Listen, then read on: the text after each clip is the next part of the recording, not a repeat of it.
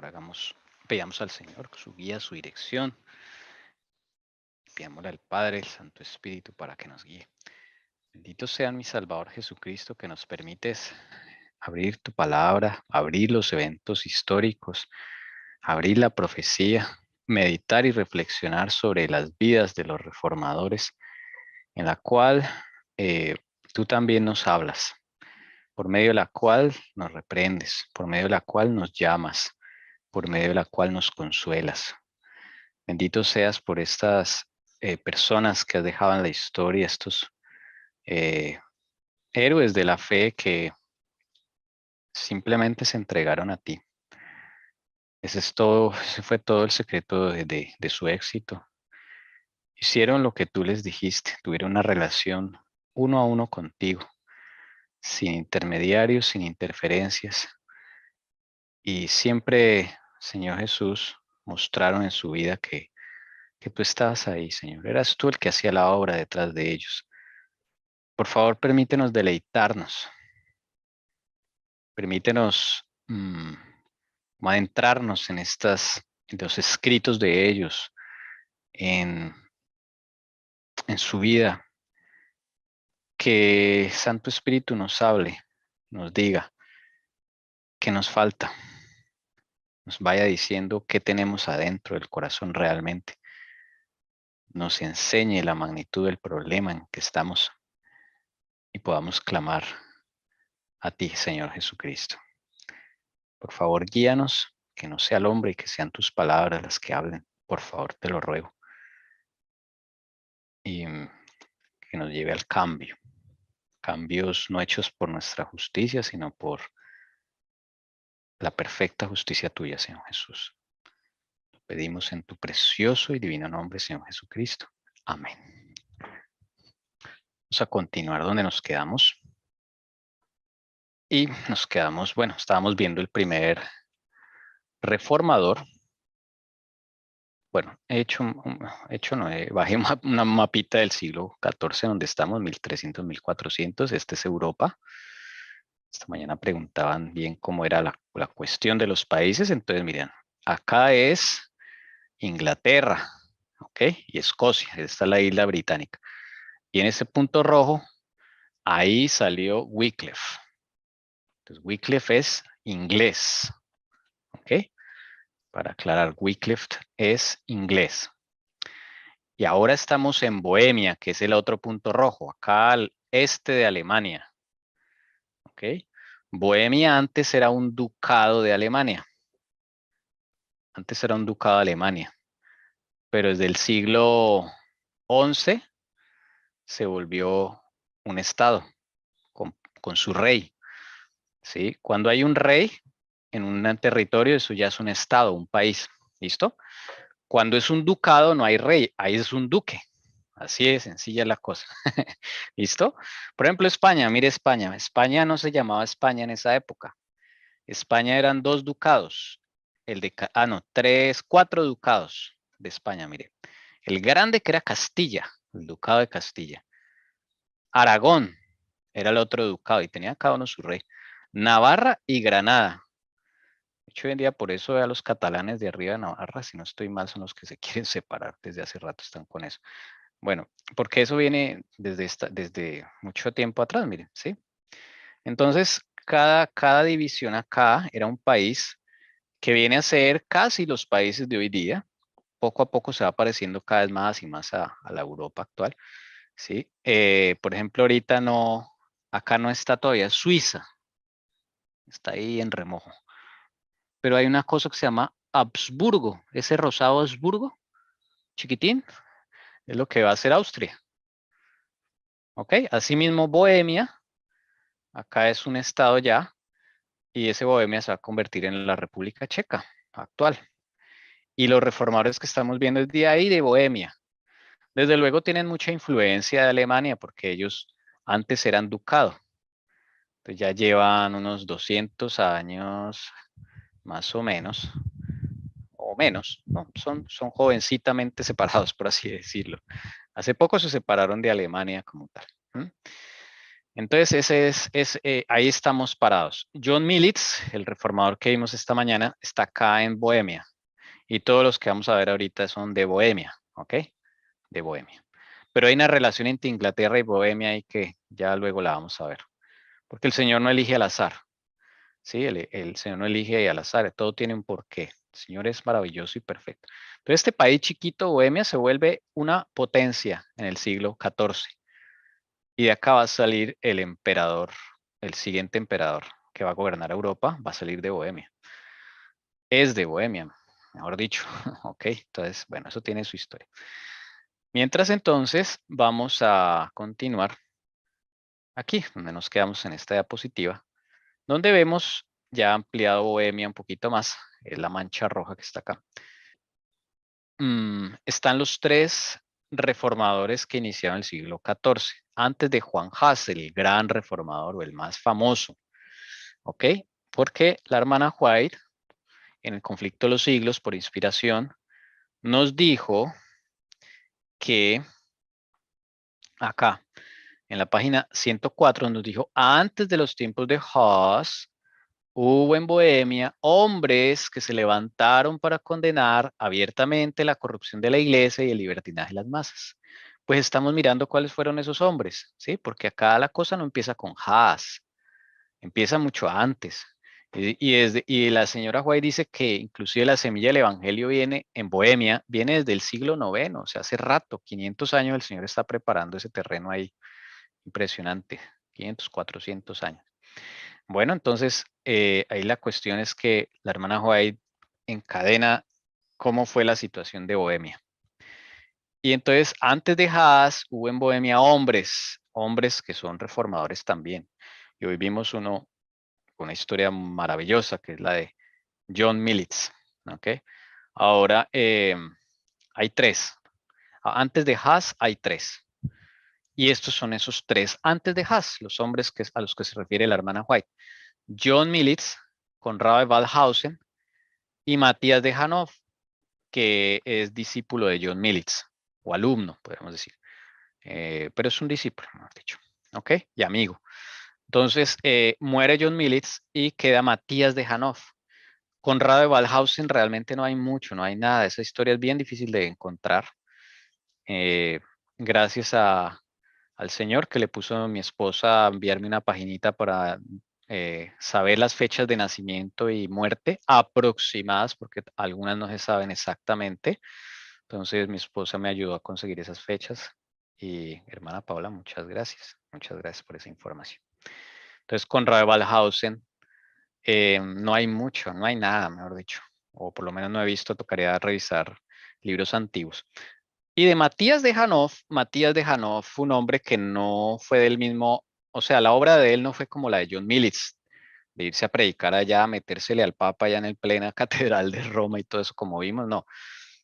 La de Hanoff es más de escritor, ¿ok? Aunque él también predicaba, pero no era, digamos, fuerte como el de John Militz. Hanoff escribía muy bonito sobre justificación por la fe y la mejor forma de conocer a Matías Hanoff es por lo que escribió. Entonces vamos a compartir, la hermana Elcira tiene esta partecita que son 2 diapositivas de que escribió Matías de Hanoff. Entonces esto que ella va a leer y nos va a comentar, lo escribió Matías de Hanoff, ¿ok? El discípulo de John Militz. Y desde luego es de lo que él escribía desde justificación por la fe.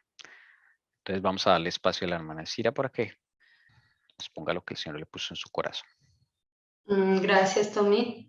Bueno, hermano, vamos a leer.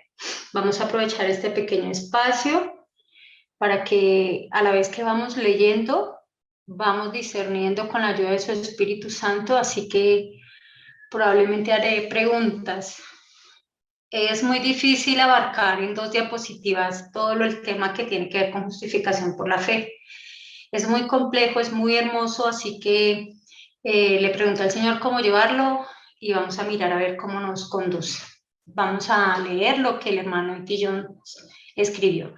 Y también 2 escritos que traje para que podamos entender un poco el contexto a lo que él se refiere. Dice: Los hombres quieren alcanzar la justificación y creen que pueden obtenerla con muchos trabajos, con mucho gasto, en la realización hasta la saciedad de todo tipo de ceremonias. Y sin embargo, Cristo se vuelve un muerto en sus corazones. No tienen nada de su espíritu, no lo ven ni lo conocen. Por lo tanto, realizan todas sus obras aisladas según la letra y con un espíritu de temor según la ley, pero no saben nada de la verdadera libertad, de la libertad que está en el espíritu de Jesucristo. De ahí que parezcan no ser muy diferentes de los escribas y fariseos del antiguo pueblo de los judíos, sobre los que nuestro Señor Jesucristo denunció a menudo el ay de los escribas y fariseos. Eso lo dejo como en corchete. El apóstol Pablo ha reprochado a menudo a tales personas que apostatarán de la fe cristiana. Bueno, acá pienso que está en resumen lo que hemos venido hablando de lo que significa el nuevo pacto y el antiguo pacto. Y eso está reflejado en la justificación por la fe. Entonces, esto literalmente aquí la gente, o sea, las personas, igual que nosotros, sin querer, nacimos bajo un sistema en el cual es normal para nosotros y tiene que ver desde la Edad Media, en la cual nos enfocan y nacemos con nuestra naturalidad de hacer las cosas por nuestras propias fuerzas. Sin embargo, aquí nos muestra que Jesús también habló en el pasado porque el pueblo seguía haciendo, no entendían todavía lo que significaba la justificación por la fe y mucho menos el pacto. Entonces es evidente que aquí nos muestra todo lo que nosotros hacemos por nosotros mismos, pero quiero focalizarlo a la Edad Media porque es en este momento donde nos encontramos. Así que quiero leer un escrito, no, ese escrito lo dejo para la próxima, porque en el próximo video ahí nos va a resumir un poco lo que el hermano E.T. Jones nos quiere decir referente a esta Edad Media. Así que les tengo una pregunta. ¿Qué es lo que nos quiere decir el hermano E.T. Jones cuando nos dice esta parte? Pero no saben nada de la verdadera libertad, de la libertad que está en el Espíritu de Jesucristo. ¿A qué libertad se refiere el hermano E.T. Jones, hermanos? ¿Quiénes están en...?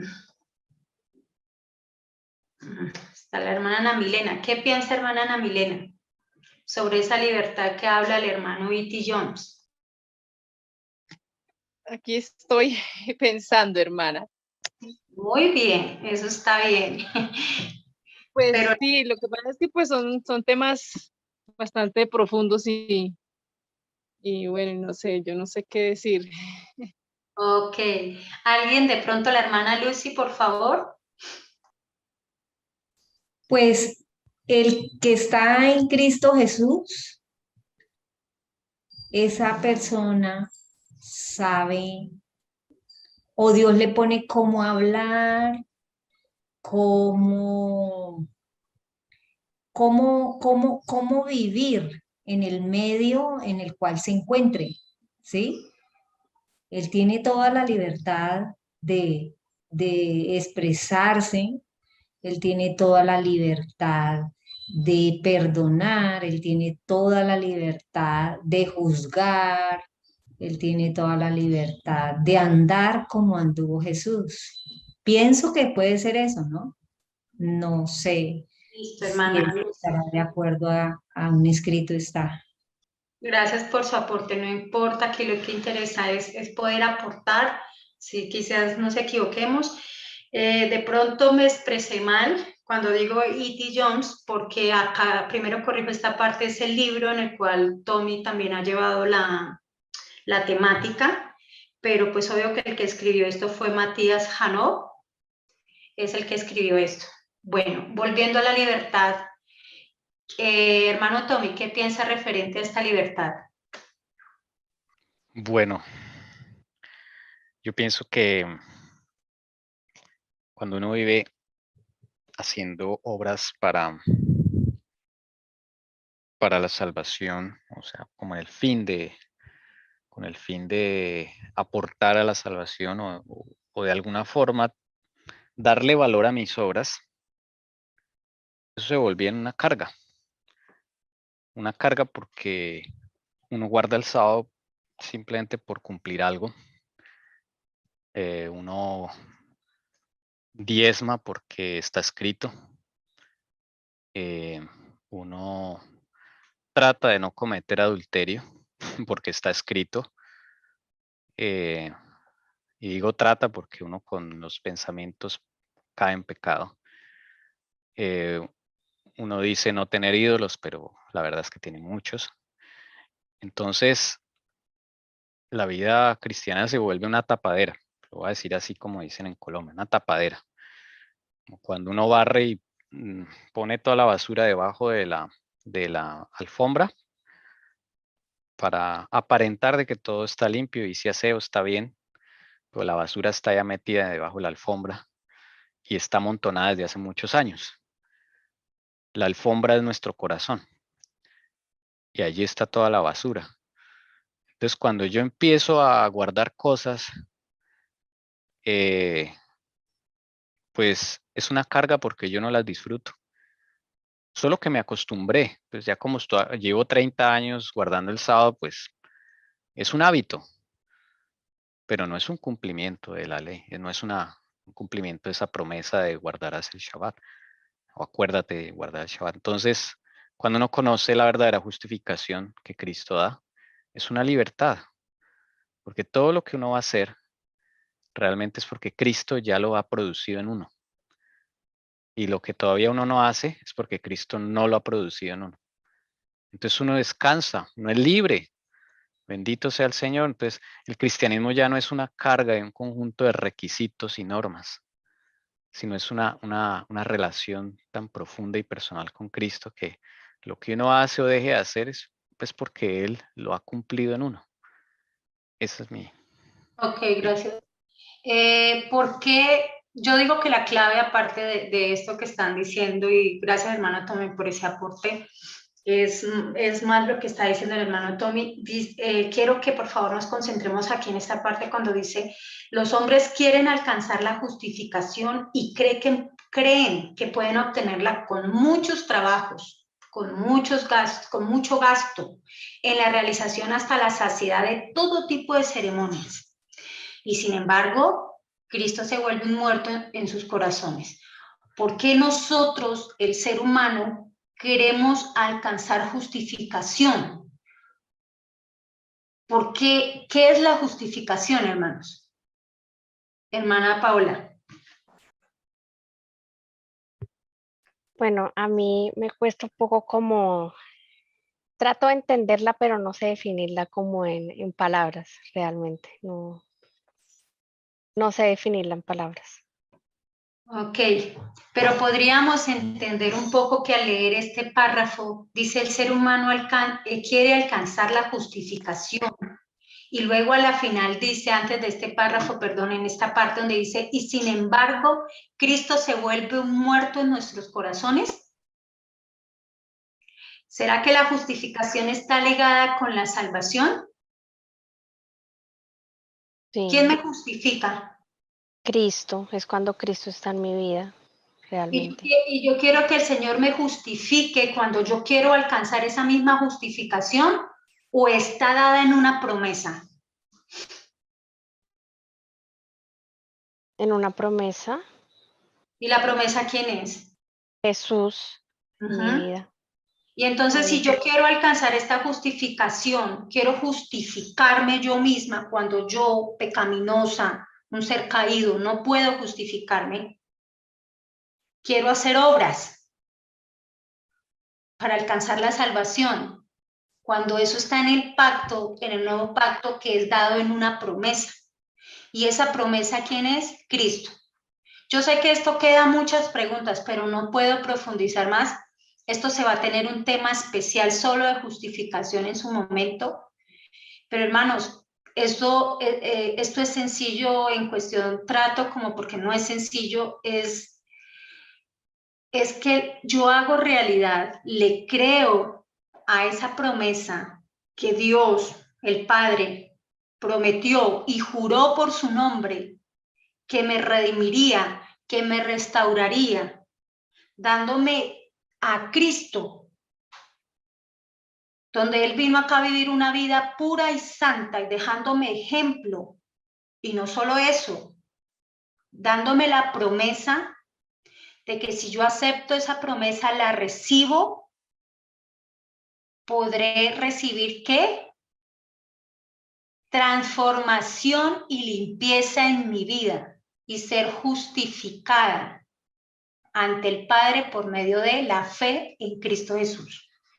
Sé que eso es muy difícil, pero eso lo veremos por eso les digo, en un tema especial de justificación por la fe.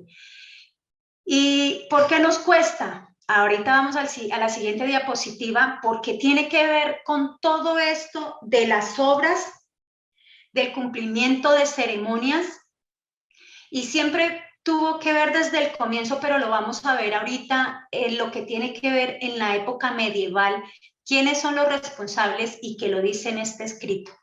Y que prácticamente nuestra sociedad occidental está muy influenciada por este tipo de conceptos.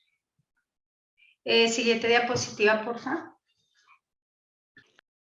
Entonces dice, toda la Sagrada Escritura, toda la fe cristiana proclama, predica y confiesa que solo Jesucristo es el único Salvador y el fin de la ley para justicia de todo aquel que cree. Entonces lo que estábamos hablando atrás, que solo ¿quién? Jesucristo crucificado es el único ¿qué?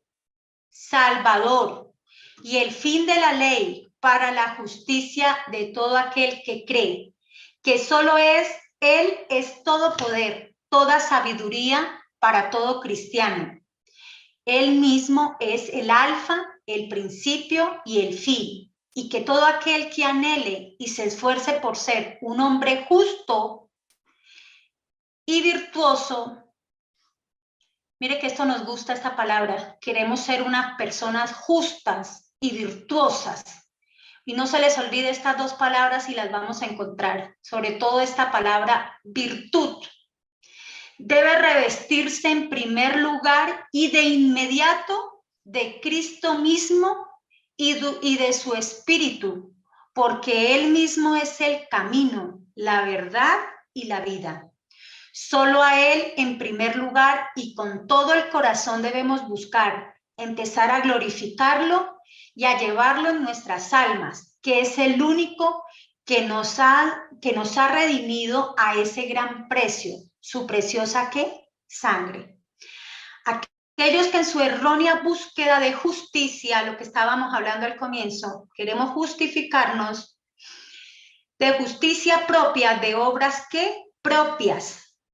Separan, es que siempre a veces separan la fe de las obras, sustituyen en lugar de la genuina moral cristiana una moral que han aprendido en las, ojo acá, esto voy a volverlo a leer, aquellos que en su errónea búsqueda de la justicia propia separan la fe de las obras, sustituyen en lugar de la genuina moral cristiana una moral que han aprendido ¿en dónde? En las escuelas de la antigua filosofía. Y porque no quisieron retener a Cristo crucificado en su conocimiento, el Hijo de Dios los entregó a una mente reprobada, para que gasten sus esfuerzos en construir su propia justicia, y piensan que podrán alcanzar una vida virtuosa según los métodos de Aristóteles, de Platón y de los demás filósofos por sus propios esfuerzos y hábitos virtuosos. Tremendo lo que escribió este hermano, digo yo, Mateo Janot, porque al contextualizarlo y ahorita leer el estudio, yo creo que Dios le dio la luz de vislumbrar un poco sobre esa famosa nobleza negra que hemos venido hablando, de lo que iba a implantar y de lo que estaba implantando en esa sociedad, y que eso viene de Grecia, y que iba a influenciar grandemente al occidente que somos nosotros. Es así, hermanos, como quiero leerles un poco sobre esta filosofía de Aristóteles, qué tiene que ver con nuestro cristianismo. Voy a leerles una parte pequeña y luego sí algo para que podamos entender a qué se refiere en este escrito cuando él habla de Aristóteles y Platón y los demás filósofos, que inclusive fueron montados por estas personas y por Satanás, literalmente. Dice, la filosofía de Aristóteles, dice, como autor de un sistema filosófico y científico, se convertiría, ojo hermanos, en base y vehículo del cristianismo medieval y de la escolástica islámica y judaica. Aristóteles ha determinado más que cualquier otro filósofo la orientación y los contenidos de la historia del pensamiento occidental. ¿Qué se iba a convertir este pensamiento de este señor? En la base y el vehículo del cristianismo medieval, de también los judíos, la religión judaica, los islámicos, el islam. Y eso traería como consecuencia que a nuestro mismo tiempo, al pensamiento occidental que nos incluye a nosotros, porque cuando nosotros leemos esta historia podemos entender que una vez esto se potencializa en esta etapa medieval y una vez conquistan a Sudamérica, América, toda esta filosofía es llevada ¿a dónde? Es traída aquí a nuestra patria, en este caso, a Sudamérica. Y vamos a mirar qué es lo que ellos traen, porque él mismo lo habla acá, pero quisiera leerles una parte que me llamó la atención. Un escrito que yo tengo acá dice, voy a tratar sobre una manera aristotélico que ha calado muy profundamente en nuestros días y en nuestro pensamiento actual, específicamente en el pensamiento occidente. El ser humano, en mi opinión, siempre ha pretendido dar sentido a su existencia. Va innato en preguntarse por dichos aspectos. Para Aristóteles, el sentido último de la vida era alcanzar la plena felicidad. Yo quise encontrar esto en esta palabra que dice aquí él, porque él dice esta frase, alcanzar una vida virtuosa según los métodos de Aristóteles. Pues aquí encontré la vida virtuosa que va relacionada a cómo alcanzar la felicidad. Esas dos frases son unidas y esas dos frases él da el éxito de cómo podemos llegar nosotros a tener una vida virtuosa. Y en nosotros en el cristianismo tener una vida virtuosa es una vida sin pecado, es una vida acorde a la voluntad del Señor. Y todo este pensamiento de ese tiempo es traído también al cristianismo. El micrófono abierto, ya. Entonces dice, para no demorarme, dice, esto es explicado para Aristóteles de la siguiente manera. Todas las cosas persiguen un objetivo final, pues teóricamente no hacemos nada en vano. Cada ser busca el bien en la actividad que realiza. Todas las acciones que determinan su vida están subordinadas entre sí de manera piramidal. Así, la finalidad de estudiar es conseguir un buen empleo, ganar suficiente dinero para no tener problemas económicos. ¿Qué quiere decir? Que llamémoslo, él lo explica de la siguiente manera, que todos nosotros perseguimos un objetivo y ese objetivo, él pone un ejemplo acá. Ese ejemplo es que él dice, alguien quiere estudiar, quiere ganar un buen empleo, ¿cierto? Para ganar lo suficiente y no tener problemas. En nuestra vida cristiana, ¿cuál es el objetivo? ¿Cuál es el objetivo de ustedes, hermanos, en nuestra vida cristiana? La salvación, que esté Cristo en uno. La salvación, ¿quién más? Hermano Tommy, ¿cuál es su principio? ¿Qué es lo que usted desea en la vida cristiana? Bueno, durante un tiempo, salvarme. Así literalmente, salvarme. Ajá. Pero ahora, últimamente, conocer a mi Salvador. Ese es Hay una gran el anhelo. diferencia, ¿cierto? Muchísimo. Sí, la primera antes era salvarme el pellejo. Sí, y ojalá ayudar a mi familia a salvarse de la ira de Dios, ¿no? Pero cuando Jesús visita la vida de uno, eh, todo lo demás pierde sentido y Cristo se va convirtiendo en el máximo objetivo a alcanzar. Ok. Bueno, hermanos, voy a seguirle leyendo para ir avanzando. Esto tiene que ver con nosotros porque todo ese pensamiento, llamemos que nosotros tenemos ahorita, viene de ahí. Y como la Iglesia Católica que tiene que ver con la nobleza negra, asume y acogen todo lo de Platón y Aristóteles, pues es lo que inculcan de ahí en adelante en el cristianismo, llamémoslo en ese entonces, y todavía. Para Aristóteles, por tanto, el fin o el bien supremo que condiciona todos los aspectos de la vida es la búsqueda de la felicidad.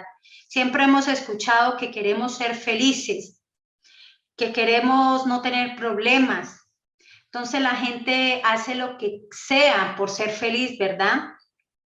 Y a estas se deben subordinar las otras. Además de esto, la felicidad, dice él, es el resultado de una excelencia o la perfección en las tareas virtuosas en sí. Aquí que está hablando él, vea, vuelvo y le repito, además de esto, la felicidad es el resultado de la excelencia o la perfección en las tareas virtuosas en sí. Entonces llegamos a hacer obras para poder obtener la salvación, para poder tener felicidad, para ser bendecidos. Así como acá, eso se empieza a mutar y empieza a entrar dentro de la iglesia. Y dice, la virtud era muy mencionada en el mundo griego. ¿Por qué virtud? Porque aquí el hermano habla de, y piensan que podrán alcanzar una vida virtuosa según los métodos de Aristóteles. Es lo que el hermano vuelve y recalca, o sea, él dice, yo estoy recalcando porque el Señor me llevó a qué es lo que sucedió y qué nos está sucediendo ahorita y el por qué es difícil cambiar ese chip.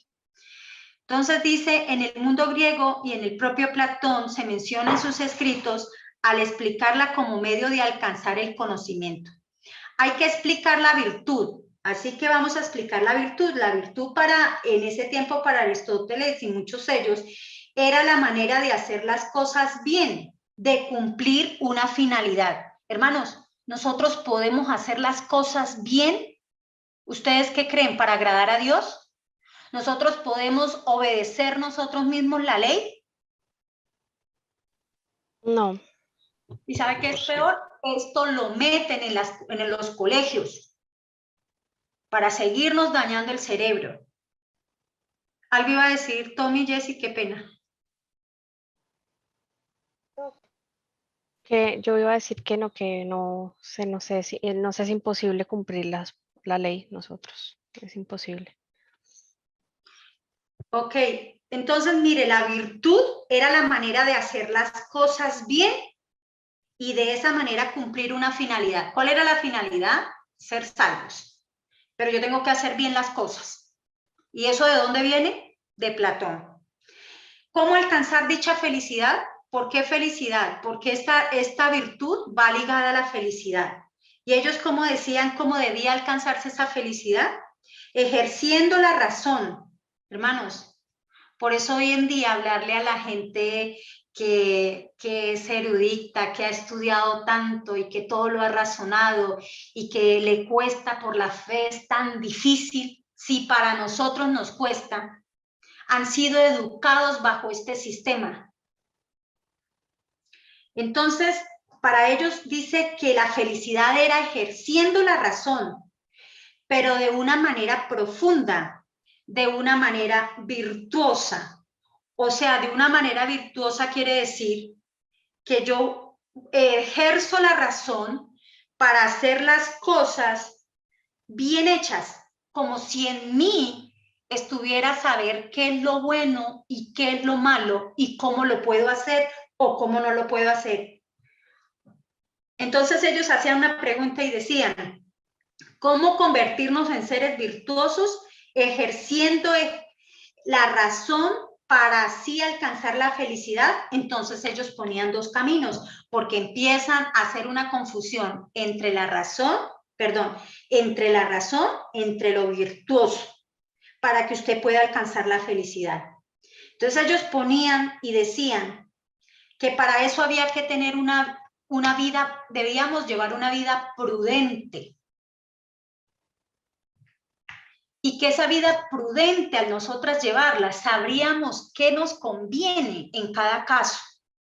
Eso no es bíblico, ¿cierto? Y podríamos decidir qué sí, qué leer, qué no leer, esto sí, esto no.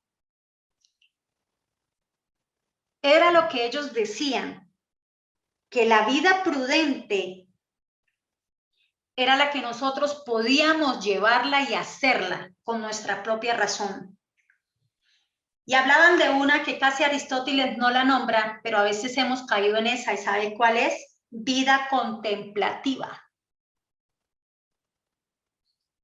Él casi no hacía hincapié en esto, que dice que él decía que esto representa el ideal, ¿qué? El ideal superior. ¿Sabe qué, hermanos? Todo lo que les he leído, ese es el viejo pacto. Por nuestras propias obras, por nuestra justicia, por mi razón, por lo que yo pienso, porque yo soy prudente. Lo que esta filosofía llevaba a la gente y lleva a la gente es construir una justicia propia. Es ganarse la justicia y no ser justificados por Cristo. Y así como Platón y Aristóteles lograron permear todo el pensamiento occidental, también logró permear toda la geopolítica en la cual nos encontramos hoy en día, en la cual cuando fuimos conquistados, llamémoslo así, América, Suramérica, por España, todas las enseñanzas que nos trajeron es por obra.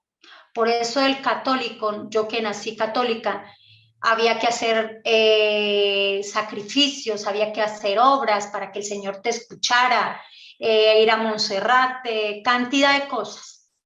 Eso es en el catolicismo, pero es que aquí nos dicen el cristianismo, o sea, catolicismo, cristianismo, todo se permeó.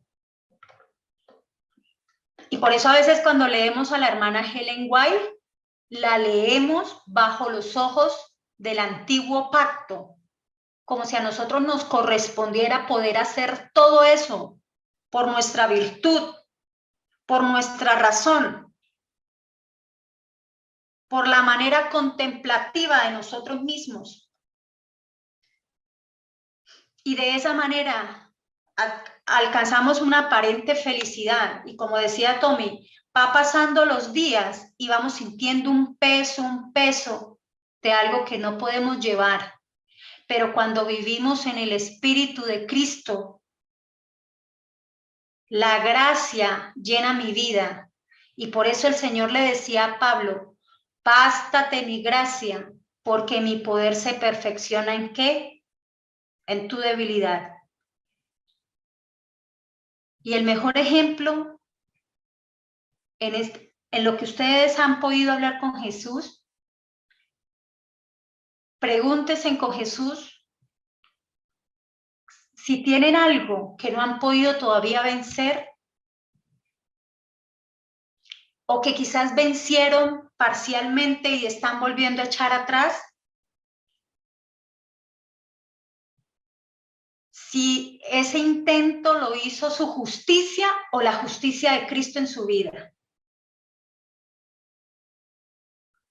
En este tiempo he estado en esa tarea. y he podido encontrar de qué me estaba cargando que había hecho la justicia del SIDA y no la justicia del Señor en mi vida. Estoy volviendo a replantear con la ayuda del Señor y algunas cosas volverlas a hacer con su ayuda, porque sé que tendré la victoria.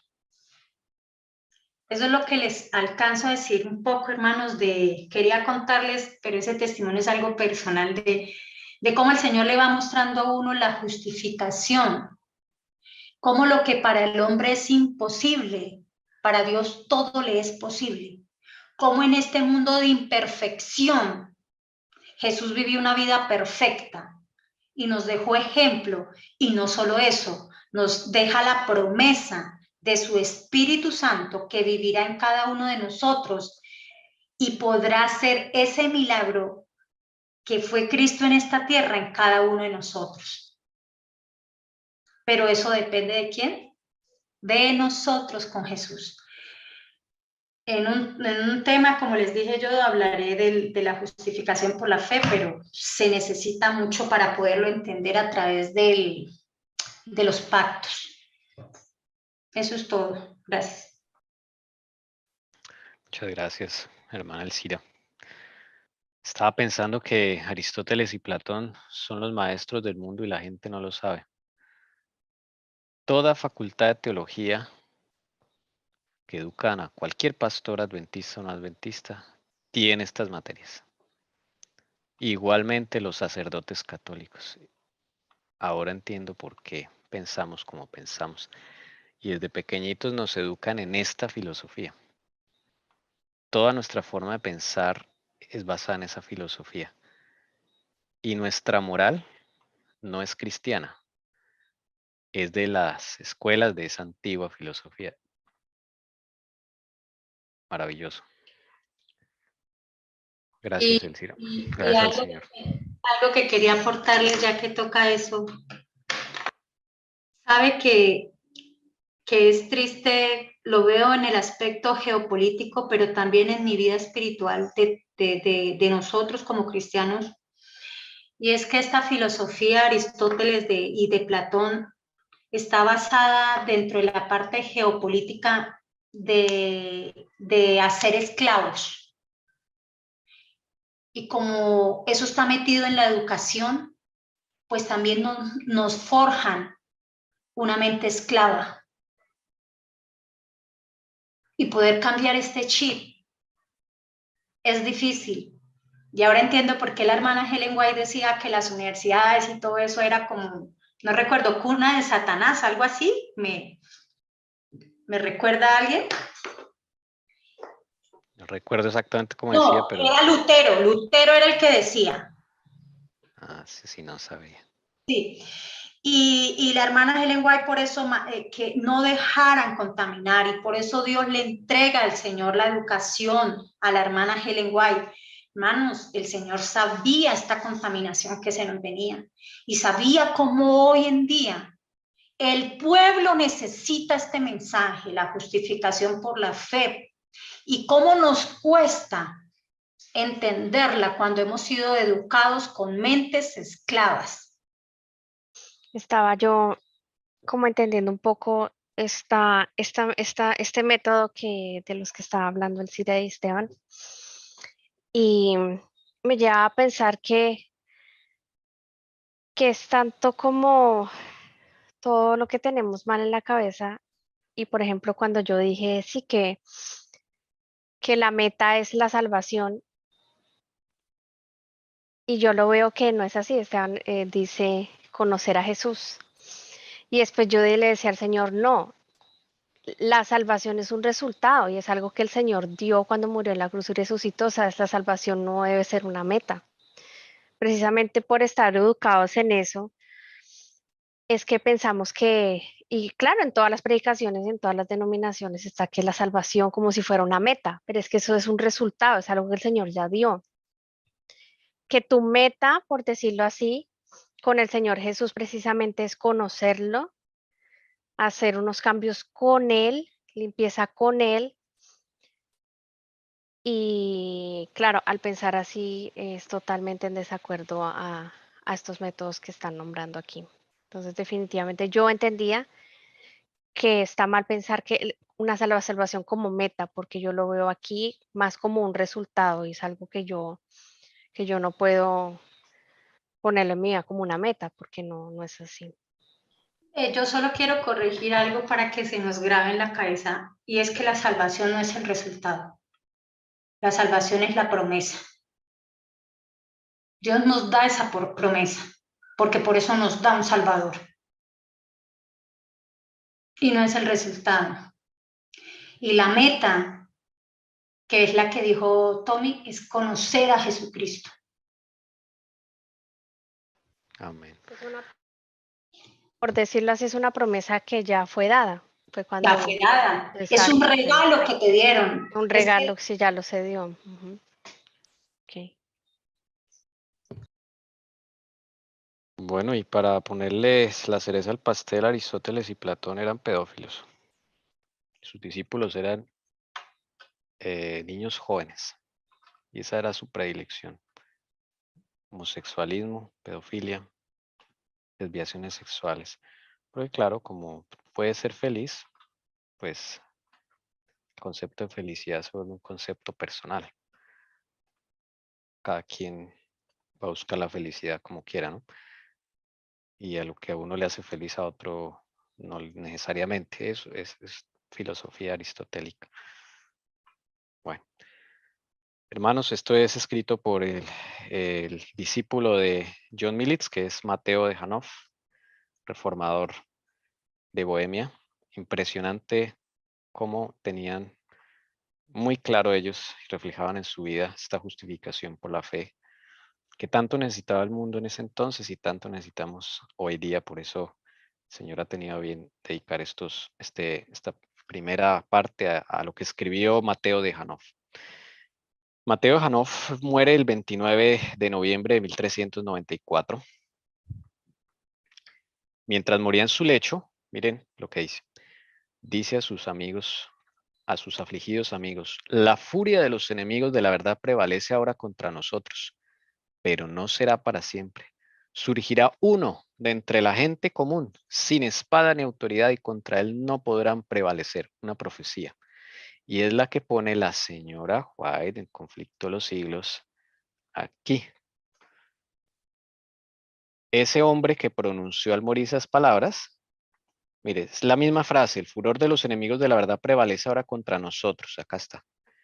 Pero no será siempre así, pues de entre el pueblo ha de levantarse uno, sin espada ni signo de autoridad, contra el cual ellos no podrán hacer nada. ¿Sí ven? La hermana White está citando las últimas palabras que dijo el hermano Matías de Hanoff. Ella acá no dice el nombre porque ella está hablando acá de hombres antes de Haas. Y él pronuncia esta profecía porque el Señor le revela que ese hombre que va a levantar el Señor, contra él no van a poder hacer nada. Y se llama Juan Haas. ¿Ok? El gran predicador Juan Haas.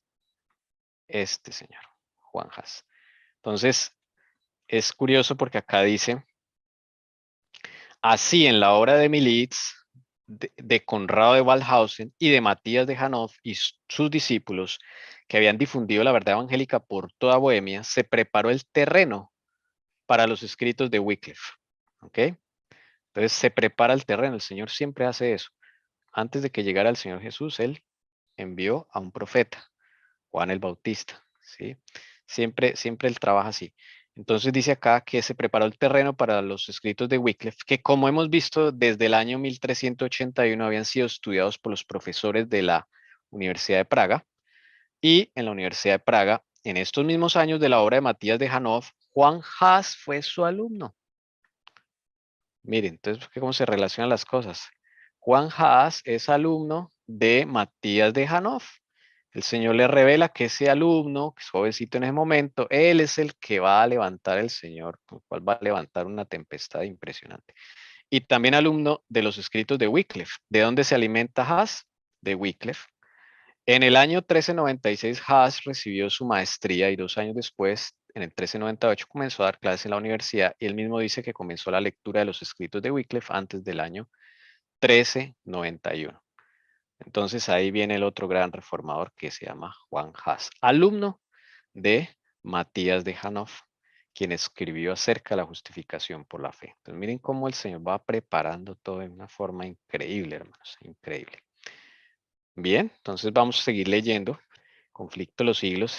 Empecemos con la historia de Juan Haas. Maravillosa historia. Sí, es increíble. Juan Haas era de humilde cuna y había perdido a su padre en temprana edad. Su piadosa madre, considerando la educación y el temor de Dios como la más valiosa hacienda, procuró asegurársela a su hijo. Haas estudió en la escuela de la provincia y pasó después a la Universidad de Praga, donde fue admitido por caridad. En su viaje a la ciudad de Praga fue acompañado por su madre, que siendo viuda y pobre, no pudo dotar a su hijo con bienes materiales, pero cuando llegaron a las inmediaciones de la gran ciudad se arrodilló al lado de su hijo y pidió para él la bendición de su Padre Celestial. Muy poco se figuraba aquella madre de qué modo iba a ser atendida su plegaria. Juan Haas era de humilde cuna. Entonces, este es otro reformador que es católico, ¿sí? Y el Señor le abre las puertas en la Universidad de Praga. A pesar de que él no tiene dinero, no tiene medios, el Señor le abre las puertas ahí porque lo reciben por caridad. ¿Ok? Entonces él fue recibido allí. Dice acá que su madre lo deja ahí en Praga y tal vez la última vez que lo ve. Y bonito porque se arrodilla y pidió la bendición de su Padre Celestial para su hijo. Lo que toda madre debe hacer, ¿no? Y bueno, Juanja se convierte entonces en un gran exponente del Evangelio. ¿Quiénes son los protagonistas, reyes que están en esa época en Bohemia? Bueno, vamos a verlos acá, miren. El primero se llama Wenceslao IV. Él es el rey de Bohemia. También fue rey de Alemania. ¿Ok? Wenceslao IV. Está la reina Sofía de Bavaria, que es la esposa de él, y es la reina de Bohemia. Y el emperador, o más bien rey de Alemania desde el 1411, es Segismundo de Luxemburgo. ¿Ok? Entonces, esos tres son como los que van a estar relacionados en la parte de la realeza, van a estar relacionados con Juan Haas. ¿Ok? Para que ahorita cuando la hermana White vaya hablando algún nombre, pues ya lo relacionemos. Entonces, vuelvo a mencionar, los dos primeros son los reyes de Bohemia. ¿Ok? Los dos primeros son los reyes de Bohemia. Y Wenceslao también es rey de Alemania desde el 76 al 1400. ¿Ok? Y a partir de 1411, este señor Segismundo de Luxemburgo es el emperador y es el rey de Alemania. ¿Ok? Perdón, es el rey de Alemania desde 1411 y emperador desde 1433. ¿Ok? Estos tres van a tener que ver en la vida de Juan Haas. Los tres son perdón, no. Este Segismundo de Luxemburgo es familiar de Sofía de Bavaria. Creo que es el hermano, tengo que averiguar, no me acuerdo ahorita, el Segismundo de Luxemburgo. Ellos son de la Casa de Luxemburgo, la famosa Casa de Luxemburgo, que ellos dieron origen a un país llamado Luxemburgo, pequeñito ahí en Europa, ¿okay? Que es la realeza de Luxemburgo. O son familiares de los actuales reyes de Luxemburgo. ¿Listo? Bien, ¿quién anda por allí para que nos ayude a leer? En la universidad se distinguió Haas por su incansable dedicación, su constancia en el estudio y sus rápidos progresos, al par que su conducta intachable y sus afables y simpáticos modales le granjearon general estimación. Era un sincero creyente de la Iglesia romana y deseaba ardientemente recibir las bendiciones espirituales que aquella profesa conceder con motivo de un jubileo, 1390. Fue él a confesarse, dio a la iglesia las pocas monedas que llevaba y se unió a las procesiones para poder participar de la absolución prometida. Terminado su curso de estudios, ingresó en el sacerdocio. Y como lograra en poco tiempo darse a conocer, no tardó en ser elegido para prestar sus servicios en la corte del rey. Fue también nombrado catedrático y posteriormente rector de la universidad donde recibiera su educación. En pocos años, el humilde estudiante que fuera admitido por caridad en las aulas llegó a ser el orgullo de su país y a adquirir fama en toda Europa. ¿Qué es lo que cautivó a la gente por Haas? ¿Qué cree usted? Ahí lo está diciendo, mira. ¿Alguna opinión? Dice que era de simpáticos modales y era afable, era o sea, como que le caía bien a la gente, como una persona tranquila, ¿cierto? Su carácter, Sí. tú lo estás diciendo, ¿eh? Eso fue lo que atrajo la atención. ¿Sí? Sí. Y ¿qué religión era él? Dice Él no era que era valdense, de la iglesia, creyente de la iglesia romana. católico, así de los, mejor dicho. Por eso ahí la hermana White dice, mire, el jubileo de 1390, ¿quién está de papa en 1390? Veamos por acá. Estos bellezas. 1390 estaba Bonifacio IX en Roma y Clemente VII en Aviñón. Recuerden que esa época es de 2 papas. ¿Ok?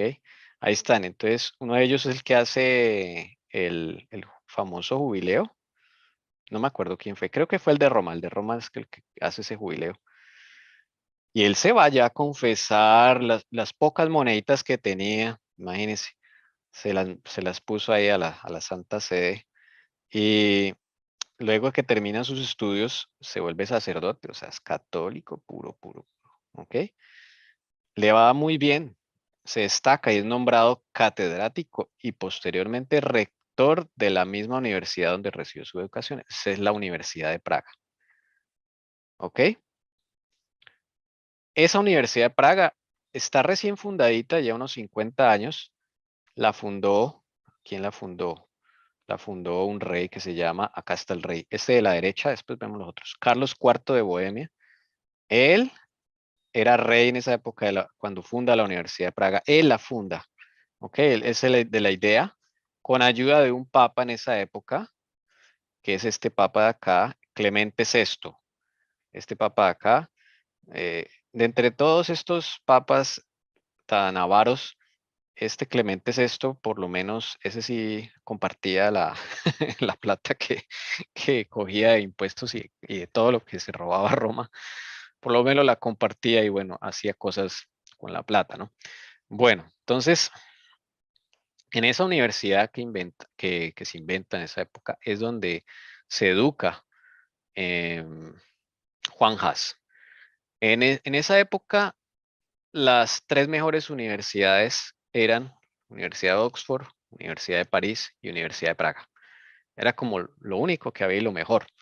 Habían otricas, pero eran muy jovencitas. O sea, entonces estudiar en Praga, en Oxford o en París era pues, lo mejor que había. ¿Ok? Y el Señor le abre las puertas a Haas acá. Recuerden, Haas no es de la nobleza, Haas es una familia muy pobre, pero el Señor le va abriendo puertas, le va abriendo puertas. ¿Ok? Ferviente católico.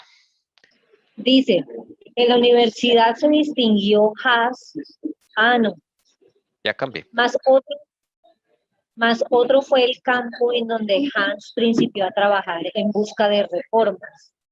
Algunos años después de haber recibido las órdenes sacerdotales, fue elegido predicador de la capilla llamada de Belén, 1401. El fundador de esta había abogado por considerarlo asunto de gran importancia en favor de la predicación de las Santas Escrituras en el idioma del pueblo. No obstante, la oposición de Roma, esta práctica no había desaparecido del todo de Bohemia. Sin embargo, era mucha la ignorancia respecto a la Biblia y los peores vicios reinaban en todas las clases de la sociedad. Haas denunció sin reparo estos males, apelando a la palabra de Dios para reforzar los principios de verdad y de pureza que procuraba inculcar. 1401, le dan la capilla de Belén. ¿Ok? En esa capilla de Belén es especial porque se creó con el objetivo de predicar en idioma bohemio. ¿Ok? Idioma bohemio. Para que la gente entendiera. Y se creó con ese propósito. Por eso la hermana juega acá, que ese fundador de esa capilla, él quería que se predicara las Santas Escrituras en el idioma del pueblo, en este caso en el idioma bohemio. ¿Ok? Desde luego Roma se opuso y toda esa cosa, pero ahí continúa, o sea, es el Señor el que está manejando los asuntos. ¿Ok? Mientras los papas allá se agarraban entre ellos, pues la gente estaba estudiando la Biblia. ¿Ya? Era mucha la ignorancia, como lo dice acá. Mucha la ignorancia respecto a la Biblia. Y eso es algo que se parece a hoy en día. Mucha la ignorancia, hermanos, que tenemos, me incluyo. Y los peores vicios, además, claro, cuando hay ignorancia en la Biblia hay vicios, siempre va a haber vicios. ¿Ok? La palabra viva y eficaz no puede, como espada o filo, no puede cortar hasta lo profundo los tuétanos de las almas. Entonces, vienen los vicios. Entonces dice acá que Haas denunció esos males, apelando a la palabra de Dios. Empieza entonces a predicar sobre los principios de verdad y pureza. Esto es justificación por la fe. Verdad y pureza. ¿Ok? Que es lo que nos quiere ofrecer el Señor Jesús. Y la gente embelesada, embelesada. Todas las clases sociales estaban en esa iglesia, lo más hermoso. Ahí ustedes ven un palquito allá a la derecha. Ahí se hacía la reina. La reina Sofía, o ella era fiel seguidora. Por acá está la reina Sofía. Ella se hacía ahí viciosita. Bueno, el rey Wenceslao también era seguidor de las enseñanzas, ¿ok? De Haas. Entonces, por eso estaba ahí el palco y los nobles estaban ahí. Y los más pobres. Pues era muy bonito porque no importa la clase social, todos estaban ahí porque querían una sola cosa, escuchar la palabra de Dios. Escuchar la palabra de Dios. Entonces, hermoso esto. Un vecino de Praga, Jerónimo, que con ulterioridad iba a colaborar tan estrechamente con Haas, trajo consigo, al regresar de Inglaterra, los escritos de Wycliffe. La reina de Inglaterra, que se había convertido a las enseñanzas de este, era una princesa bohemia, y por medio de su influencia, las obras del reformador obtuvieron gran circulación en su tierra natal. Haas leyó estas obras con interés. Tuvo a su autor como cristiano sincero y se sintió movido a mirar con simpatía las reformas que él proponía, aunque sin darse cuenta, Haas había entrado ya en un sendero que había de alejarle de Roma. Bueno, entonces hay una relación acá. Vamos al mapa. Aquí. Recuerde que Wycliffe fue de Inglaterra, ¿no? Aquí está el puntito. Y Juan Haas es de Bohemia. Ok, pues el Señor está preparando acá un canal para que esos libros que hizo John Wycliffe vayan a parar a la Universidad de Praga para que Haas y todos los allí empiecen a consumir esos libros. Bien, ¿cuál fue ese canal? ¿Cuál fue ese canal? Eso es 1381 más o menos. Vamos a ver esos personajes porque acá habla de una princesa bohemia. Vamos a ver cuál es esa princesa bohemia que usó el Señor para que se trajeran todo lo de Wycliffe. Bueno, pues acordémonos que en Inglaterra el rey Eduardo muere y deja a su hijo de 10 años reinando. Este muchachito que ven acá, Ricardo II, el rey de Inglaterra. Él empieza a reinar a los 10 años, desde luego es un niño y detrás de él pues, está la mamá y los regentes, la nobleza, realmente gobernando. Él es un títere mientras es niño. Y a él ya le cuadran la vida como a todo rey de Europa. Ya deciden con quién se va a casar, deciden todo sobre Ricardo II de Inglaterra. Pero cuando Ricardo II de Inglaterra cumple 15 años, dice, yo no me voy a casar con esa, con la que la nobleza le quería poner encima. Y entonces él dice, no, yo me voy a casar con la que me guste. Eso en esa época era impensable. La nobleza se escandaliza, se echa encima a todo, el clero, a toda la gente de poder en Bohemia. Y él dice, no, yo me voy a casar es con la que me guste. Y él tenía una amistad muy cercana y esa amistad le sugiere candidatas. Y entonces le dicen al rey de Inglaterra, Ricardo II, ese amigo, ¿no? Le dice, ¿no has visto a Ana de Bohemia? Mira a ver si te gusta. Ricardo II le gusta a Ana de Bohemia. O sea, él va a elegir esposa. Esto es un hito en la historia porque a estos reyes siempre los casaban, les armaban la vida, o sea, ellos son títeres. Y entonces te dicen, no, yo me caso con Ana de Bohemia. Al rey Ricardo II ya le tenían lista la esposa. Pues y le iban a pagar una suma a Ricardo II y a Inglaterra por ese matrimonio. Por eso es que querían los nobles también hacer ese matrimonio. Pero los dejó chasqueados porque Ricardo II dice, no me voy a casar con ella, dígale que muchas gracias, pero no me interesa. A mí me interesa es Ana de Bohemia. Y es que el señor acá tiene un plan, es impresionante. Y sí, Ricardo II se enamora de Ana de Bohemia. A la edad de 15 años se casa. ¿Ok? 15 años era la edad normal para un rey casarse en esa época. Era normal casarse. Entonces cumplían 15 años y enseguida. Entonces, acá hay un vínculo que se crea entre Inglaterra y Bohemia. ¿Sí ven? Hay un vínculo que se crea. Porque esta señora no es inglesa, es de otro país y por eso la nobleza se espelucó y todo. Pero ¿cómo no vas a elegir una mujer de tu reino? Es que aquí no hay mujeres bonitas. Pues no, dice Ricardo II, yo quiero a Ana de Bohemia. Y Y eran de así la fue. misma edad. Eran de la Un misma año mayor era ella. meses, Meses. mesecitos. Entonces, él era mayor, unos mesecitos.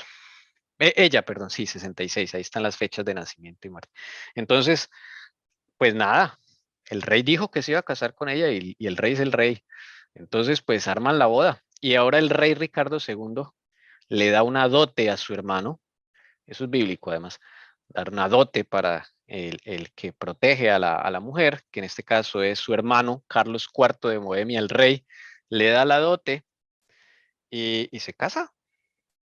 Fuera de eso, la nobleza se espeluca más. ¿Cómo le vas a pagar si a ti te iban a pagar? No, a mí no me importa, yo quiero casarme, punto, paguen tanto. Listo. Carlos IV de Bohemia ya es viejito, ¿sí? Ya es viejito, es el rey de Inglaterra. Después de Carlos IV, pues viene su hijo, que ya vimos, Wenceslao, y esa es la época ya de Juan Haas. Juan Haas vive esa época de cambio de reyes. Entonces, bueno, se hace el matrimonio y Ana de Bohemia empieza a leer los escritos de Wycliffe cuando viaja a Inglaterra y su corazón se conmueve y se vuelve seguidora de Wycliffe. Además se convierte a la enseñanza de Wycliffe. Entonces ella, claro, en su afán de que su pueblo conozca esta luz, empieza a llevar estudiantes de Oxford a Bohemia con los libros de Wycliffe debajo del brazo, pues para que vaya y llene la biblioteca de Praga de sus libros. El Señor ha conducido todo esto de una forma increíble. Esa luz, ese conocimiento, todo esto que escribió Wycliffe le llega a los estudiantes de la Universidad de Praga y de ahí se alimenta Juan Haas siendo estudiante. Maravilloso. ¿Ok?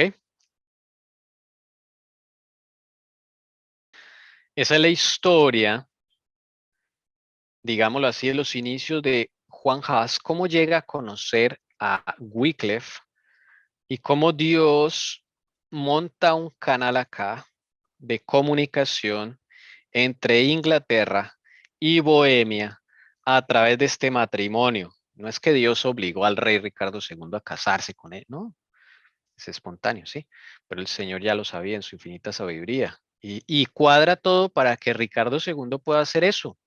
O ¿Usted sabe qué es enfrentarse a la nobleza a los 15 años?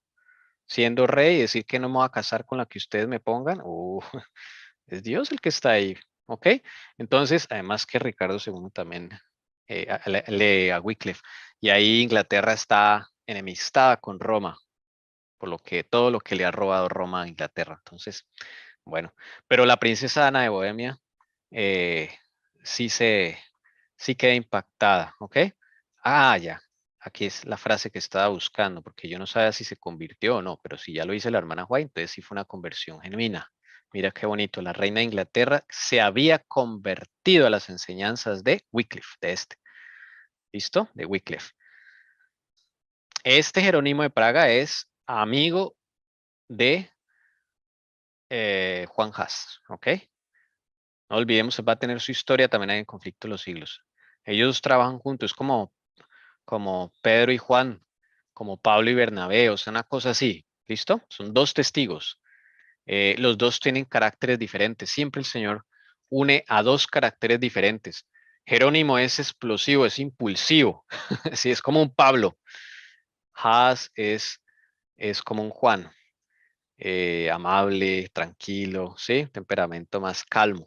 Entonces Dios siempre une a esos dos temperamentos a lo largo de la historia de los reformadores. Bueno, Paula les va a contar una anécdota de Juan Hus. Otra cosa que impacta a Juan Hus, que también tiene que ver con Inglaterra. Hermana Paola, brevemente cuéntenos, por favor. Sí, pues imagínense que en aquel entonces llegaron dos extranjeros que venían de Inglaterra a Praga. Y ellos eran bastante instruidos, habían recibido ya la luz del Evangelio, la habían aceptado y ellos querían esparcirla por varias regiones. Pero, pues, como siempre, los empezaron a atacar. La supremacía papal los empezó a atacar y pronto los obligaron a guardar silencio. Pero ellos no querían abandonar pues el propósito para lo que habían empezado a esparcir la luz del Evangelio por por todas las regiones. Entonces, ellos sabían pintar, eran artistas, a la vez que predicadores, sabían un oficio, ¿no? Entonces, ahí es cuando el Señor les da esa idea, pero ellos hacen algo. Entonces, en una plaza pública dibujaron dos cuadros. Entonces, el uno era la entrada de Cristo en Jerusalén, como está en Mateo 21:5, manso y sentado sobre un asno, y seguido por sus discípulos vestidos con túnicas ajadas por las asperezas del camino, descalzos. Así era el cuadro.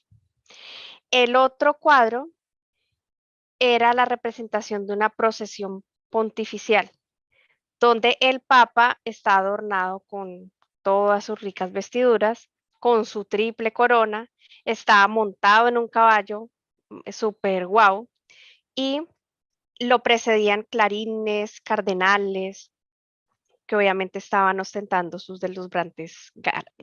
Entonces ellos quisieron poner eso en una plaza pública para que era como un sermón, claro, como ya no podían predicar, ellos pintaron y de esa forma no se iban a dar cuenta y muchas personas de todas las clases sociales iban allá a mirarlo. Y ninguno, dice la hermana Helen White, ninguno dejaba de sacar una moraleja. Entendían perfectamente porque era su medio de predicación. Muchos quedaron impresionados en ese contraste entre el cuadro de Cristo y el contraste de la arrogancia del Papa. Eso conmovió mucho a Praga. Y pues después ellos tuvieron que marcharse para ponerse a salvo, ¿no? Por sus vidas. Pero eh, la lección pues le llegó a Hus porque a él también le quedó una impresión y eso es lo que indujo a Hus a estudiar más la Biblia y los escritos de Wycliffe, porque él empezó a darse cuenta. Entonces, aunque todavía pues no estaba preparado para aceptar todo lo de Wycliffe, él con esos cuadros se dio cuenta del verdadero carácter del papado y con más celo es cuando ahí él empieza a denunciar ese orgullo y esa ambición y la corrupción del clero. Entonces, pues el Señor utilizó esos dos cuadros para también impresionar a Hus. Bueno, Increíble. Y después de esos 2 cuadros, pues él sigue estudiando, perdón, aquí en la biblioteca de la Universidad de Praga. Esto se conserva actualmente hoy de lo que era la Universidad de Praga. Bien bonita la biblioteca. En esa época era todo muy adornado, todo, sí, los cielos rasos, bueno, todo eso era impresionante, ¿no? Y allí estaba todo el conocimiento del Evangelio, de las Sagradas Escrituras, de Wycliffe, y se educa entonces allí Juan Haas, y de eso predica y se alimentan muchas almas, gracias al Señor. Las noticias de la obra hecha en Praga llegaron a Roma y pronto fue citado Haas a comparecer ante el Papa, 1409. Obedecer habría sido exponerse a una muerte segura. El rey y la reina de Bohemia, la universidad, miembros de la nobleza y altos dignatarios dirigieron una solicitud general al pontífice para que le fuera permitido a Haas permanecer en Praga y contestar a Roma por medio de una diputación. En lugar de acceder a la súplica, el Papa procedió a juzgar y condenar a Haas y, por añadidura, declaró a la ciudad de Praga en entredicho. Empieza la guerra papal. Entonces, estos papas, estamos acá ya en la división, es el tiempo de Haas. Están 2 papas, ok, están 2 papas que es Gregorio XII de Roma, o más bien gobernando en Roma, y Benedicto XIII gobernando en Aviñón. Y hacen un concilio. Dicen, no, estos 2 papas están llenando de guerras y se están agarrando, esto no prospera. Es el famoso concilio de Pisa. Quieren resolver esto. Entonces, eso fue organizado en Francia, o la idea nació en Francia, la Universidad de París. Y dice, hagamos algo porque estos 2 papas no hacen nada y se la pasan en guerras y echándose maldiciones a todos y estamos cansados. Todos los países de Europa aceptaron, ya estaban cansados, por más de que unos apoyaban a Benedicto y otros a Gregorio, dijeron ya no más, esto no tiene sentido. Hagamos algo. Entonces hacen el concilio de Pisa. Y en ese concilio desconocen a los 2 papas, todas las naciones de Europa. Dicen, ya no vamos a apoyar ni a Benedicto ni a Gregorio, o la mayoría de naciones de Europa, las más poderosas, dicen no más. Pero se les ocurrió la idea de nombrar al tercer papa. Nombraron a Alejandro V, pero ese se murió a los pocos meses, y luego a Juan XXIII. Y ahora, en lugar de 2 papas, hay 3 papas. Uno en Aviñón, el de la línea azul, Benedicto XIII, otro en Roma, Gregorio XII, y otro en Bolonia, Juan XXIII. Juan XXIII es de origen pirata. Antes de ser clérigo era un pirata, y su corazón sigue siendo de pirata. Mira a ver cómo coge beneficio, cómo roba, cómo hace trampa. Bueno, es un pirata realmente, Juan XXIII. Y contra ese se tiene que enfrentar Juan Haas. Hágame el favor, semejante personaje. Entonces, él es el que, bueno, él tiene un enemigo que es Juan Haas tiene un enemigo que está allí en el arzobispo de Praga, y él empieza a unirse con este papa, Juan XXIII, y hace que emita una bula para ir a compadecer ante este papa. ¿Ok? Pues la cita es en Bolonia, realmente. Lo cita a compadecer, y todo el rey, la reina, los miembros de la nobleza apoyan a Haas. ¿Ok? Acá lo dice.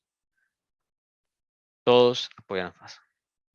Y entonces hacen gestión para que Haas no tenga que ir a Roma. Bueno, realmente yo no sé la hermana Juárez por qué escribió Roma. De pronto sí fue en Roma, pero la historia dice que es en Bolonia. Bueno, no lo sé. Pero ellos están apoyando a Haas y le dicen al Papa que por favor lo dejen estar en Praga. ¿Ok? Que no es necesario que Haas vaya por allá. Y en lugar de acceder a la súplica, el Papa juzgó y condenó a Haas y declaró a la ciudad de Praga en entredicho. Recuerden que declarar una ciudad en entredicho significa que no hay servicios religiosos. todo lo que sea católico, no hay servicios religiosos, se suspenden bodas, se suspenden bautizos, se suspende todo, misas, todo. Y a los muertos allá directo al cementerio y ya sin servicio, nada, o sea, no hay nada. Ustedes saben que en esa época es complicado eso. Pero Bohemia ya tenía la semilla del evangelio, entonces no le importó estar en entredicho, pues bueno, haga lo que quiera. ¿Sí? ¿Para que me entienden? ¿Ok? El instigador de todo eso es el arzobispo de Praga. Él es el que está detrás de todo eso realmente. Porque este Papa Juan XXIII es un pirata, él solo le interesa es la plata. ¿Ok? Listo. Hermana Lucy, Tengo bulla por aquí. Por favor, colabóreme, ¿verdad? bueno, no hay problema. Bien, hermana Liliana, Ok, gracias.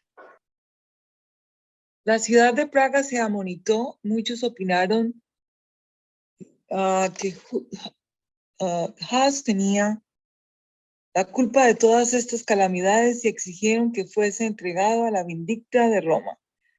Para que se calmara la tempestad, el reformador se retiró por algún tiempo a su pueblo natal, 1412.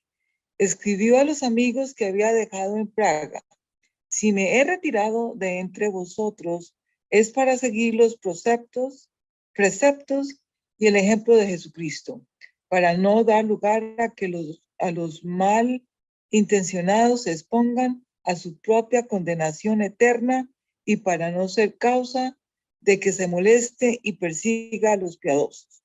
Me he retirado, además, por temor de que los impíos sacerdotes prolonguen su prohibición de que se predique la palabra de Dios entre vosotros.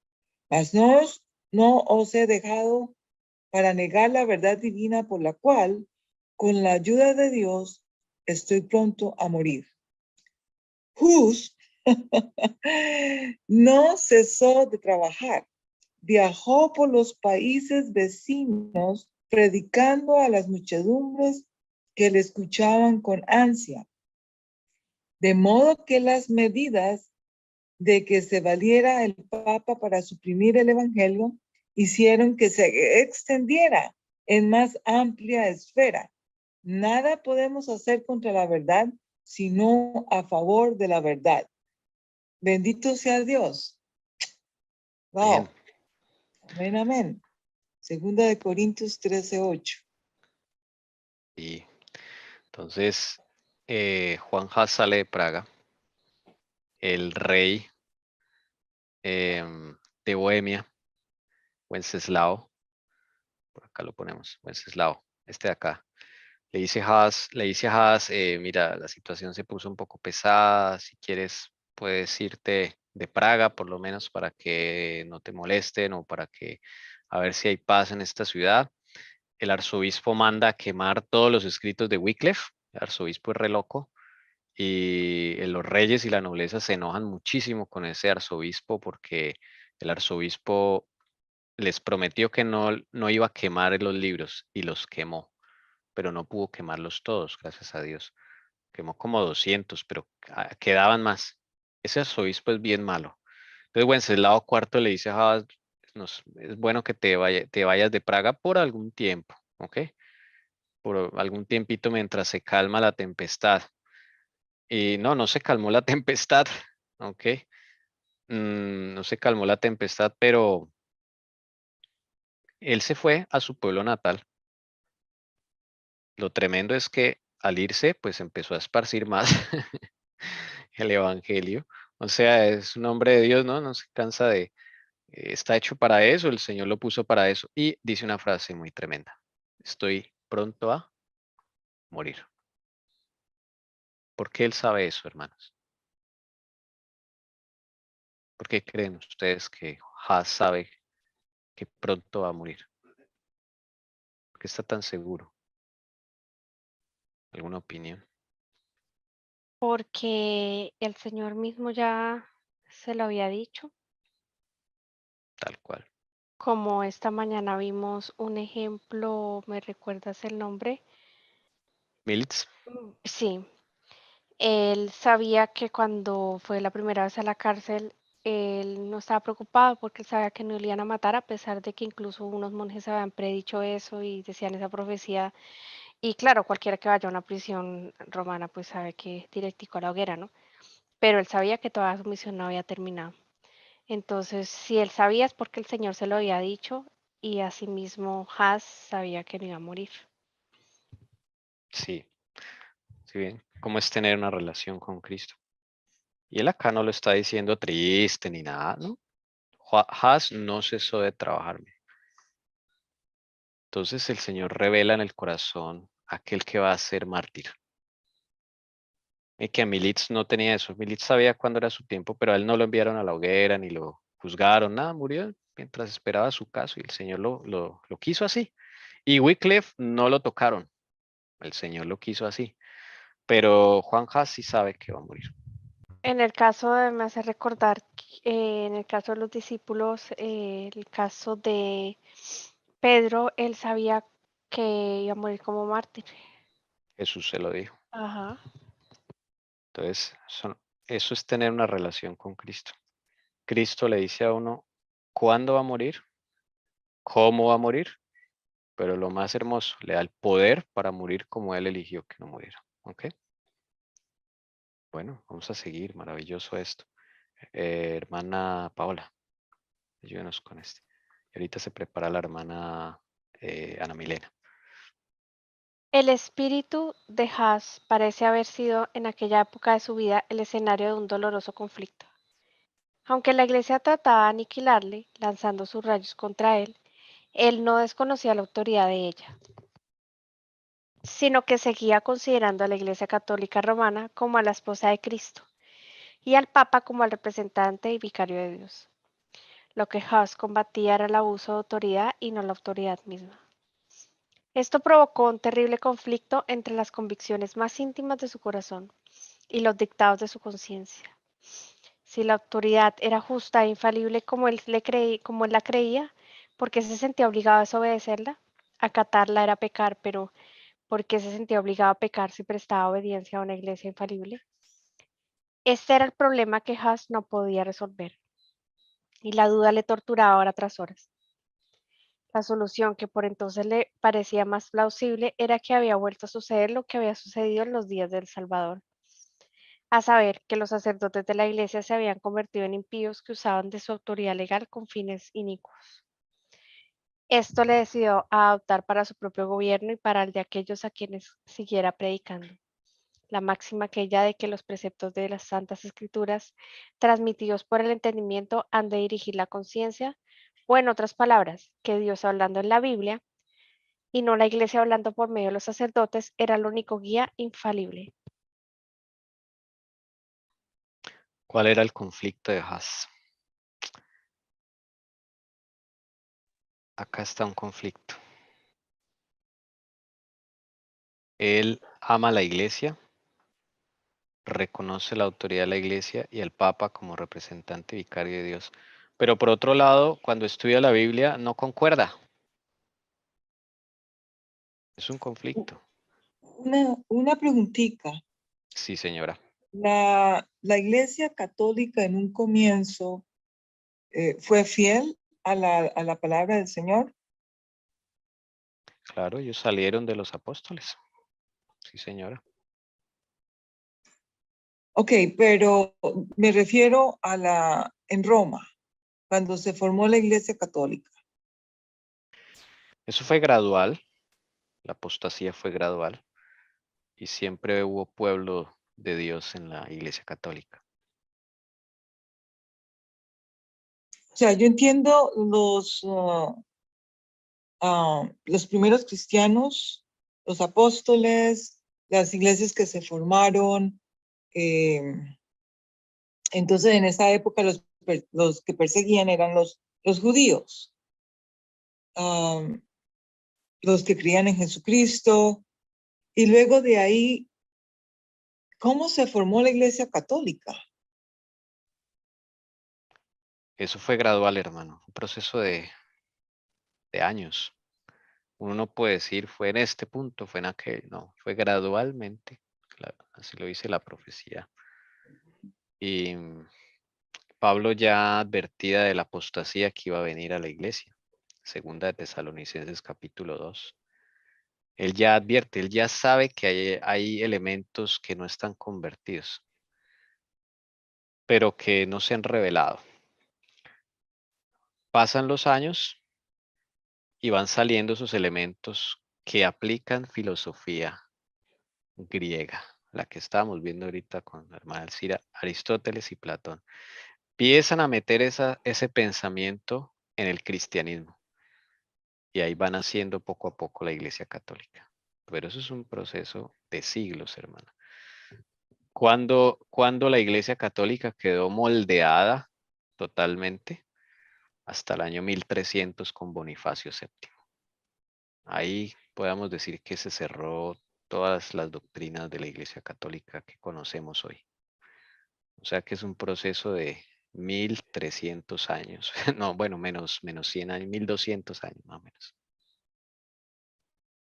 Ese es como el resumen, hermano. O sea, por decirlo así, en esa época que tú nombras de Bonifacio, se conoció y se conoce históricamente el primer obispo, el primer sacerdote con... No es que la Iglesia Católica no nace con obispos porque la Biblia tiene obispos. La palabra obispo aparece en la Biblia. Eso no es lo que hace a una religión. Lo que hace o define una religión son las ideas, el pensamiento, las creencias son las que sostienen un credo religioso, no los cargos ni obispos siempre ha habido. Allá Pablo habla de un obispo por allá en sus cartas, ¿sí? O sea, esos son simplemente nombres eclesiásticos o presbítero, ¿sí? De hecho, todo eso sale de ahí, o sea, eso no es el problema. Eso ya son estructuras organizacionales, pero lo que hace a la Iglesia Católica son las creencias, el papado, la adoración a los santos, la creencia en un infierno y purgatorio literal, la justificación por las obras o la justificación por la fe falsa, más bien podríamos decirlo. Son muchas doctrinas y esas no se desarrollaron en un momento que uno diga, ay, aquí se creó. No, no es así. Y siempre hubo y ha habido hijos de Dios en la Iglesia Católica. Para la muestra, Juan Hus, año 1370 y pico. Juan Hus, 1380 y pico. Ya estamos. Juan Hus es un católico. Juan Wycliffe, ¿cómo empezó? Católico. El que vimos esta mañana, John Mills, ¿de dónde era? Católico. Todos estos que estamos viendo son católicos. Desde luego, ahí detrás hay más explicaciones que más trasfondo que la hermana Alcira nos va a explicar cuando comencemos ese programa. ¿Ok? Pero eso es lo que define a un credo religioso, las creencias, las ideas. Hermano, Sí, señora. el emperador Constantino, ya me acuerdo, cuando hubo toda esta situación de que estaban en esa guerra de destruir a los cristianos, entonces es cuando él se convierte al cristianismo, pero lógicamente de boca, no de verdad. Entonces tengo la historia, no me acuerdo muy bien de todo, pero ustedes me aclaran eso. Constantino, luego entonces él trajo todas estas cuestiones paganas a la iglesia y todo lo demás. Creo que así fue, es como comienza, ¿verdad? Como se forma la iglesia católica. No, señora. Constantino no trae ideas porque Constantino es un pagano. Él no conoce de nada, sino de dioses del Olimpo y dioses de Zeus y todo eso. Él solo conoce el dios Sol, Invictus, bueno. Por eso estoy diciendo que él trajo el paganismo a la iglesia. No. Oh, eso ya se viene desde el siglo II. Empiezan a meterse las ideas paganas en la iglesia. Okay. ¿Sí? Sí. No, sí, eso es, y es un proceso de 2 siglos, del año 100 al 200, del 200 al 300. En esos 2 siglos, 200 años, se mete muchas cosas, pero es un proceso lento y Okay. sigiloso, porque así trabaja Satanás. Así trabaja.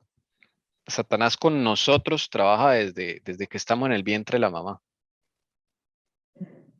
Así es. Entonces, bueno, mucho que pensar acá. Terminemos con la siguiente diapositiva. Hasta aquí Has había estado solo en sus labores.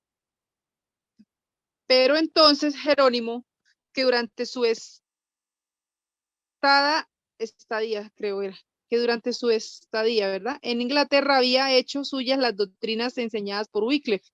Se unió con él en la obra de reforma. Desde aquel momento ambos anduvieron juntos y ni la muerte había de separarlos. Jerónimo poseía un alto grado de lucidez genial, elocuencia e ilustración, y estos dones le conquistaban el favor popular, pero en las cualidades que constituyen verdadera fuerza de carácter. Sobresalía Has. El juicio sereno de este restringía el espíritu impulsivo de Jerónimo, el cual reconocía con verdadera humildad el valer de su compañero y aceptaba sus consejos. Mediante los esfuerzos unidos de ambos, la reforma progresó con mayor rapidez. Entonces, Dios le provee de un amigo y colega a Juan Has. Y ese es Jerónimo, ¿ok? Entonces, ese es su compañero de batalla, ¿ok? Y los dos tienen que enfrentarse al papado. Ya Has está condenado por el papa, menos por ese papa, el pirata. Y entonces, bueno, Jerónimo todavía es desconocido, él llega de Inglaterra, ya había estado en Inglaterra. Y desde aquel momento, cuando Has tiene que salir de Praga, ambos empiezan a andar juntos ahí, como dice la hermana Juan, y la muerte ha de separarlos. Maravillosa amistad en Cristo que tenía estos dos. ¿Cómo eran los dos? Diferentísimos. ¿Sí? Jerónimo, alto grado de lucidez, genial en sus ideas, expositor, elocuencia, ilustración. Y desde luego, el mundo reconocía eso. Pero en las cualidades que constituyen verdadera fuerza del carácter, ¿quién sobresalía?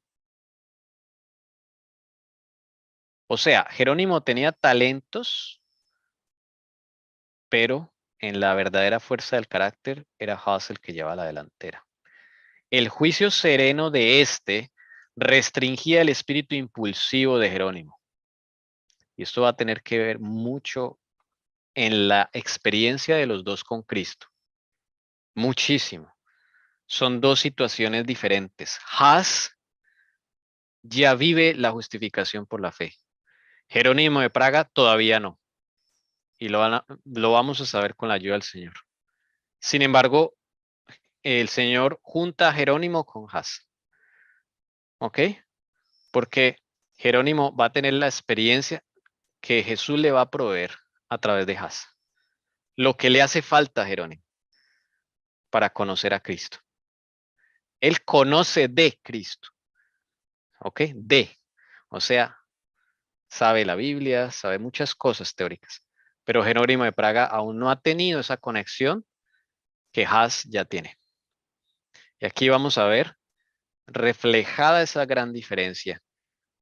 Y se nos acabó el tiempo. Y los invitamos al próximo sábado en la mañana, porque esto es maravilloso. ¿Ok? Lo que va a suceder acá con Juan Has y Jerónimo. Si usted quiere, léalo en el Conflicto de los Siglos, en el capítulo 6, ahí puede leerlo. Solo que acá vamos a dar más detalles o extenderlo, cosas que la hermana White solo menciona rápidamente. Acá lo vamos a ver un poco más detalle con la ayuda del Señor. Pero tenga en cuenta esto. Juan Has ya vive la justificación por la fe. Jerónimo de Praga aún no. Tiene talentos, como el Señor le ha dado a muchos, pero a él le falta una cosita. Con la ayuda del Señor la vamos a ver, esa cosita que le faltaba. Y por eso el Señor lo une con Has. Es maravilloso esto. Por eso que no es casualidad que el Señor nos una a ciertos caracteres opuestos, ¿sí? Porque Dios tiene un plan. Tiene un plan. Bueno, hermanos, si no hay ninguna pregunta adicional, si eh, estuvo provechoso, gracias al Señor, le agradecemos al Señor Jesús, pues vamos a orar, si no hay una pregunta adicional. Los invito, ¿verdad?, a que lean este capítulo. Con eso, el otro sábado podríamos comentar y, bueno, compartir entre todos. Es muy lindo, ¿verdad? ¿Alguien desea orar para finalizar? Bueno, oremos al Señor, nuestro Padre eterno. Oremos.